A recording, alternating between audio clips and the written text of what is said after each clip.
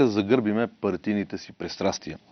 Защото аз очаквам, че още утре след обявяването на подписката ще чуем разни партии, които ще почнат да обясняват как това не е най-важното в момента, как има други по-важни неща.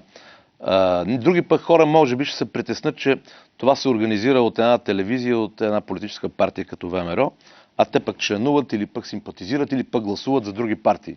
В края на кращата партиите са призвани да служат на България, а не България трябва да обслужва партиите. И аз мисля, че в един такъв въпрос, какъвто е темата за референдум, за пръв път в новата българска история, всъщност за пръв път от 1946 година, може би ще има референдум за един или друг въпрос.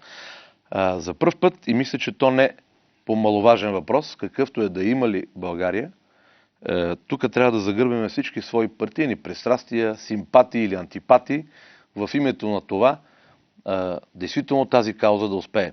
И това ще бъде успех не на една или друга партия, не на една или друга медия, а ще бъде успех на българската нация като цяло. Защото ако ние не се опитаме с наши сили да спрем турската инвазия към Европа, ще бъдем пригазани от нея.